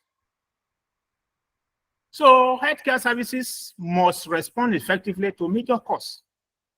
There should be awareness, routine awareness on handling of waste, even the structure in houses, so that the doors will not be left open for the rats to come in. Cleaning of the environment, bushes around, not to harbor rats. Packaging of food containers, the food items, in a tight-fitted can, so that it will not be exposed. All these ones are things that are needed to be done by healthcare providers. They monitor, advocate, and take actions to address the health equity and human rights implications of development policies in all sectors that affect health. So major policies. Of recent, we heard that the concern of some people is the Japa syndrome. That is how to cage health workers not to leave the country. Is that what will solve the health challenges in this nation? Is that the priority? The priority are the things that we've highlighted in this paper. And people now have to think within the box and see that policies that are being made affects majority of the people in the nation. When people are seeking elective posts, they ask for 2/3 majority versus is the policy being implemented affects 2/3 majority? That's a question for us to answer. Is the healthcare facilities accessible? They are affordable?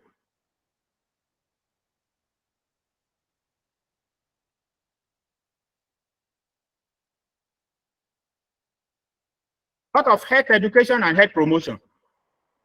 Vans or vehicles for the healthcare professionals, public health practitioners to do this, are they available?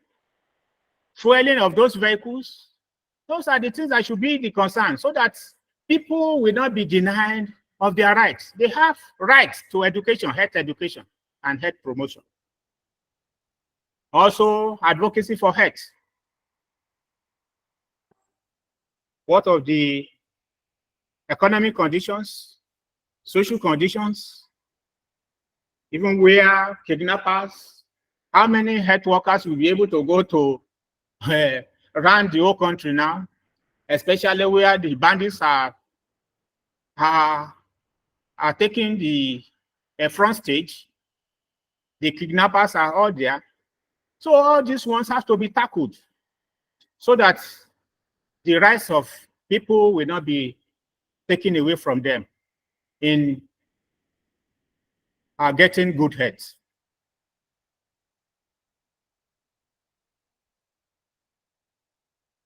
Finally, access to essential medicines.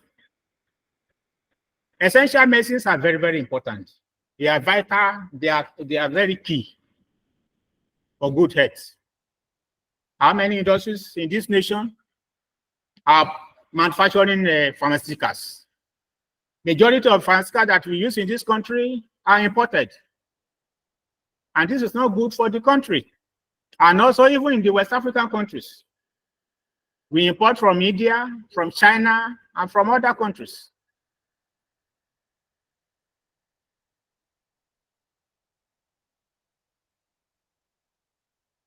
Then what of physical factors? Air pollution,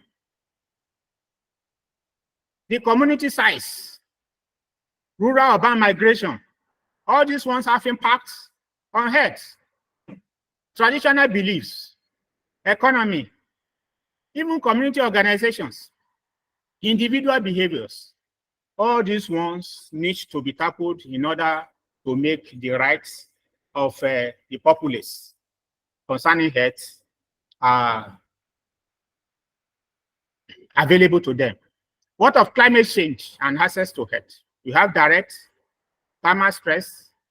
We have indirect food availability and quality. People are crying now, hunger here, hunger there.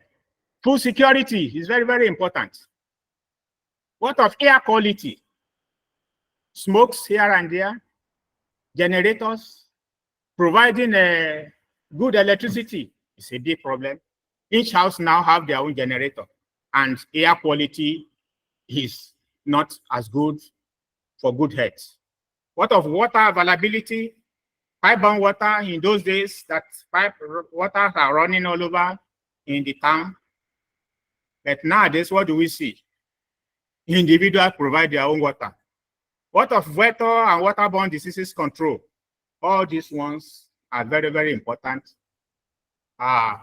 for people to enjoy good health.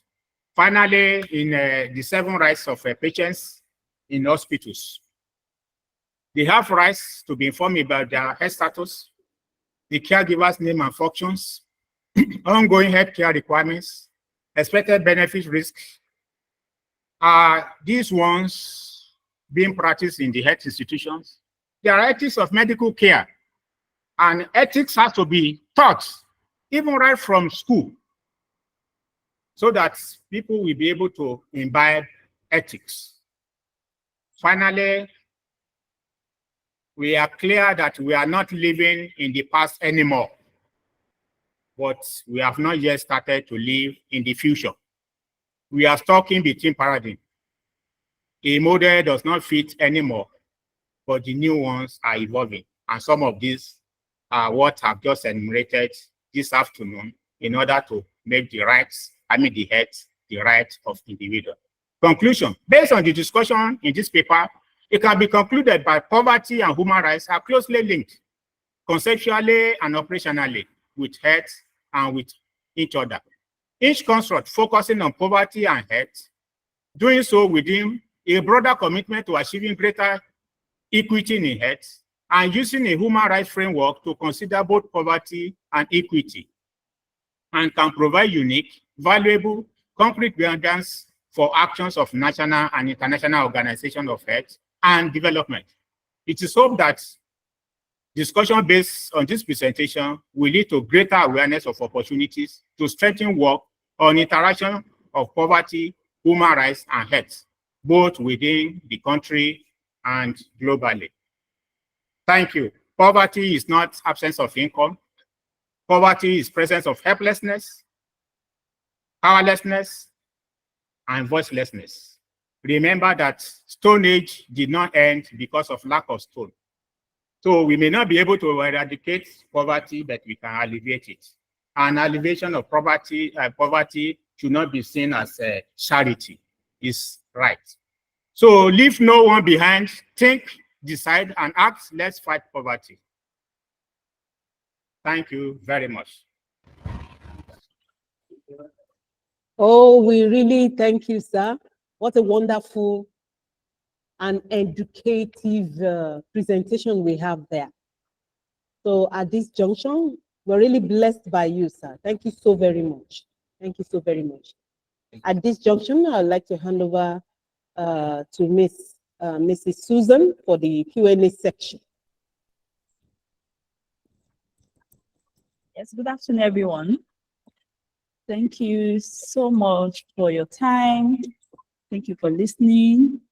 Now, time to ask questions. I wouldn't know them in the course of the presentation, as mentioned earlier, that you can please jot down your questions today. So please, you can signify by using this arrow, the hand arrow there, to signify if you have any question, or you would like to type the message in the chat box. Hello, can you hear me, please? Hello? Yes, we can hear you, ma. Thank you so much. Please, question. Do we have anyone with question? I think in the ab I think in the absence of no question, we're going to round up this meeting section. Thank you. A hand in the.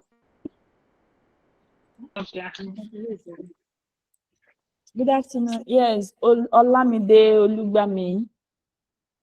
Yes, you can have the floor, sir.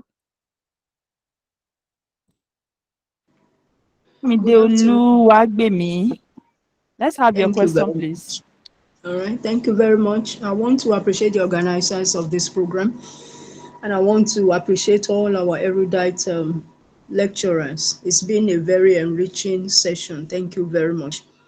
I just was thinking, as the last presentation went on, about poverty and the right to health. And I was comparing it in my mind with what the legal luminary, spoke about, talking about pushing our cases to the court. I was just imagining, for the poor, will they have the capacity to pursue any legal right without, free legal backing somehow in the society? Do they have, the resources to push legal cases? For instance, when they feel they are being oppressed by neighbors, just like she spoke to us and things like that. Do we have free legal provision for such cases in our country? And if not, what are the legal luminaries? What are they thinking about this? How can we, relate our rights to poverty and how to get out of it? Because, like the lecturer said, poverty may not be lack of ideas. We may have the ideas, but when we don't have the means to push it, then the poverty remains. So I just want, a little reaction from the lawyer. Is there any way? Do they have things in place to help the poor, to have a voice in the society? Thank you. Thank you so Thank much for you. your question. Thank you so much for your question. I think the question was directed to Barrister Joy. We would like to have you, Ma.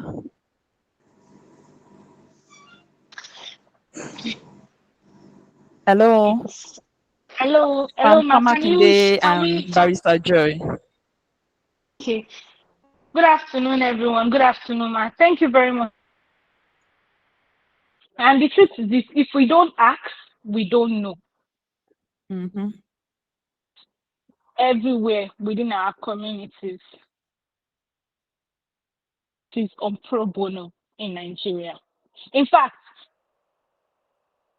state of Nigeria today, there is a certain number that have done pro bonos. Also, the Nigeria bar these complaints and these cases and offer legal against people who truly need it. So a lot of us are not aware of the laws or of the rights that we have. So we don't even know if people are stepping on our rights or not. Or not. So if there are instances like this, if anybody, you can even walk up to any MBA center in Owo here, there is an MBA branch in Owo here. You can go there and request for legal aid. And also, the judiciary also has list of the legal aid departments. If you go to the Ministry of Health now or Ministry of Justice, you have the legal aid departments. These are departments that are filled up with lawyers that are ready to take your cases pro bono, which means without any cost to the complainants. So it's in, like I said when I was having my presentation, we don't test the waters of the law. So hopefully, if anybody has one or two issues here and then they need legal aid, they also feel like, oh, I don't have the resources, I don't have what it takes, then go to your Ministry of Health, Ministry of Justice. They always have a legal department, or even walk to any MBA branch within your society. And at almost every local government, you would see an MBA branch. In over here, you have one. In Akure, you have one. In Ondo, you have one. So you walk in there and then you tell whoever you meet there so what you need. That you're an indigent person, you need a lawyer that can take your case pro bono without a charge. One or two people will be directed to you, and you can have somebody take up these cases. And also, it is also part of our own rights or part of our own duties as to holding on, being a sustainable lawyer to the community. We are also allowed to take pro bono cases, but it must be for people who are truly indigent. Because a lot of time we've seen people who would come and tell you they don't have the resources, but they do have the resources. They just do not want to pay lawyers, or they feel like, why should I pay a lawyer's fee? So if you are indigent, please, there are legal aid departments, there are lawyers who do pro bono that are willing and would always take up your cases. Thank you very much, ma.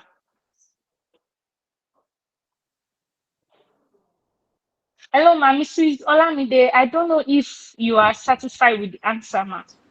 Yeah, thank you so much. I just feel, You're these are welcome. part of the education that you Me, go. I'm not. Thank you Sorry, so I'm not. much, Barrister. I'm not. Personally, I'm not satisfied with the explanation because Sorry, The Vice Chancellor is raising up. Ma, can we I would like just to have you, finish? ma. Can I just finish my own session? Hello? yes, please finish We your own can. session. Can't even I hear you. said, well, I appreciate what she has said. And I think this should be part of the education that we bring to the community during our public health campaigns. Let people know that they can have this assistance. We that are discussing here, of course, we know we can afford legal fees if we need to. But the people that really need this information, they are there in the community, and we need to let them know. I thank you for the privilege. Okay, sorry, ma'am. Baby Salamide, before you go, I would also, if you don't mind me saying this, when people are going for sensitization of the public, it would also be nice if the MBA can also be called upon, and one or two lawyers who are in this field of environmental law can volunteer to also join the sensitization and also tell the society or the community as to what their rights are. And when they need help, where they can get help, legal help when it's necessary. Thank you very much. I agree with that too. Yes, ma'am. Our Vice Chancellor, ma'am. Thank you so much. One of the things that we are very good at when we do presentations Thank like you so this. much, Barrister. Vice Chancellor, ma, would like to have you, ma. Thank you so much. Can you hear me? Yes, ma'am. Yes, Yes, we ma'am. can, ma. And my comment is neither for Dr. Oluwagbemi or the barrister. My comment is for all of us. Number one, I imagine how literate all of us are in the context of what we are talking about. And I imagine what the person that will call indigent at the local level and community level actually know and can do when you consider what it takes even to be able to go to either the ministry or the barrister or there's a major challenge for all of us in the country. And that has to do with our level of literacy. Even health professionals do not have good health literacy. And for what we're talking about, we will appreciate that the challenge of literacy is enormous. We will talk of health literacy. We will talk of right literacy. We will talk of literacy about law and law enforcement and legal positions. We will talk about obligations. Because before you even start making demands from another person at another level, the question is, how much are you also fulfilling your own part of what you need to do to be able to make demands from another person? And I'm happy that the lawyer gave examples of, even at the individual, at the community level, essential things that people need to be literate about, to accept responsibility about, to take actions about. We do not have them doing it. So we have this big challenge of literacy that cut across all areas of our lives that we need to take with more seriousness, and that we need to get all of us that are intellectuals, that are in academics, that are researchers, that we need to work on. We have very low health literacy. We have low legal and law literacy. We have low right literacy.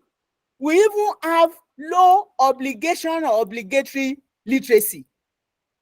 The people don't even know what what obligations they have before they can make demands. Patient's Bill of Rights will say you have right to this, you have right to that, you do this, but for every right, there's an obligation. So you even see some individuals even making demands for rights that they do not even have understanding and information about the obligatory role that they have to play to be able to claim such rights. So I think we need to all begin to work together, that how do we start this from empowering the literacy level of everybody. Many of our politicians, yes, we may say they are not there, they are not committed to people, but I'm not sure they even have detailed literacy, they have detailed information about what their obligations are. And if they do, the people that are putting them there, do we also have an understanding of when you give your right to some other people, you should make some specific demands, and there are ways you should make the demands. So as far as I'm concerned, I think it's important that we start our intervention now from the perspective of how do we work on empowering all of us to build our literacy level around all these areas that can then get us to become active. Because activism to achieve health, to achieve rights, have to be taken up by everybody at the individual level, at the family level, at the community level, at organizational level, before we also can then come together and begin to put pressure on government. We have the best of policies. We have the best of protocols. We have the best of everything in Nigeria. At least I'm aware of many things that we have. But how do we implement all these things? How do we interpret all these things? How do we get everybody to live up to their own obligations? If I want to be healthy, I have obligations. I have things that I must do. Not only for me, but for every other person that is part of my physical and social environment. How much of this do individuals know? Before you can begin to lay claim to rights at an higher level, you must have fulfilled at a lower level. You know, I just want to make these submissions. Yes, we may have the framework. We may assume we have some organizations How active are our organizations in terms of also empowering individuals and communities about all these things? I just want us to take all this forward, because we are not just doing this webinar. It's supposed to enlighten us, it's supposed to encourage us, but the question is, where do we go from here? I will hope that this webinar will be a good base for us to then say, how do we come together to remove this major gap of literacy across board, even for those of us that are intellectuals, not to talk of people at the community level, not to talk of what people are expected to do at the individual level, at the family level, at the community level, before we can also begin to then work together and put pressure on government. Thank you.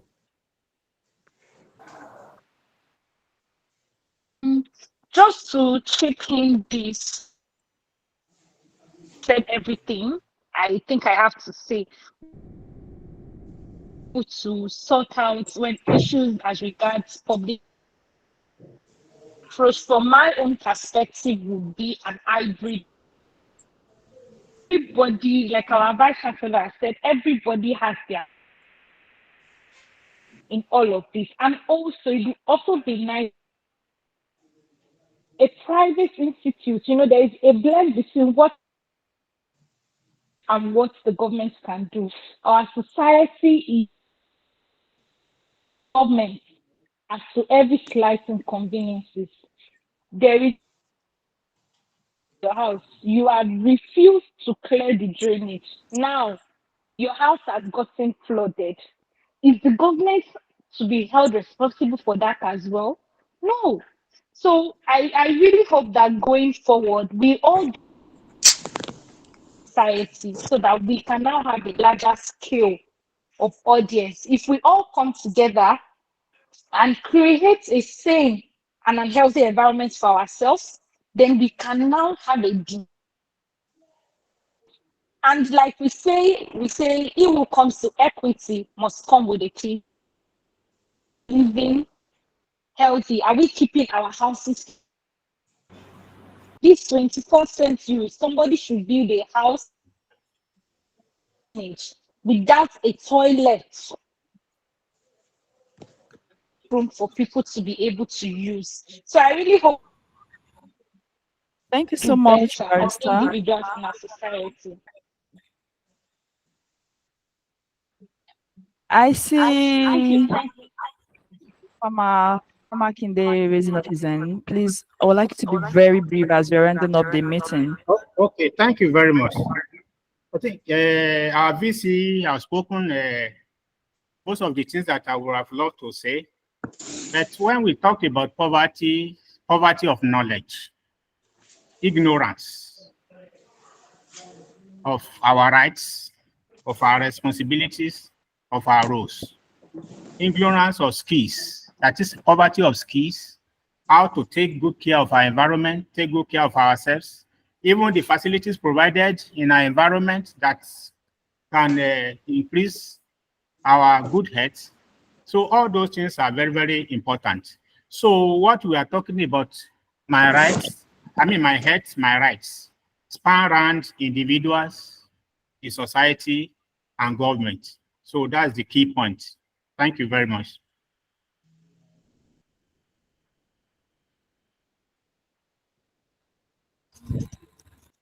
Any thanks to everyone. We really do appreciate you for your time.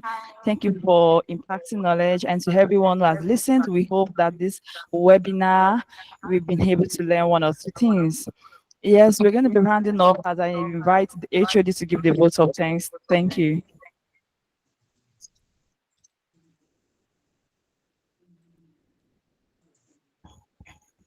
Good afternoon, everyone.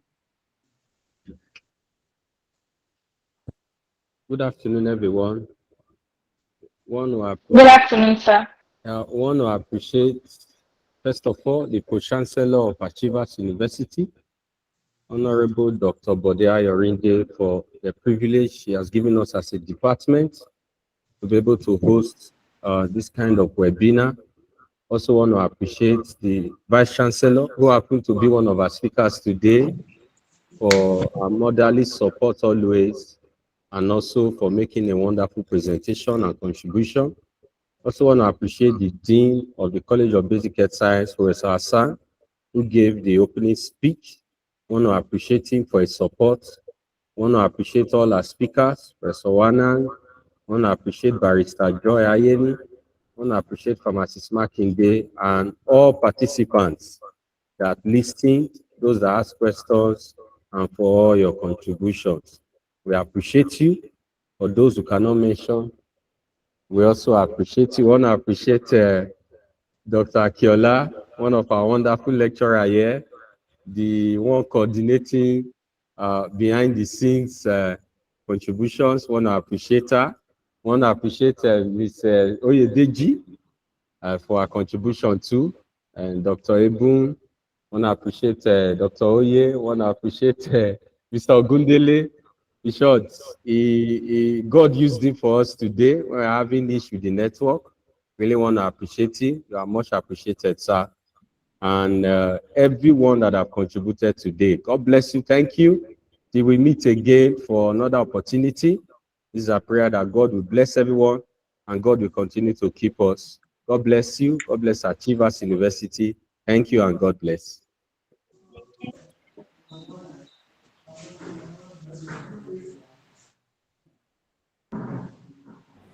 Thank you.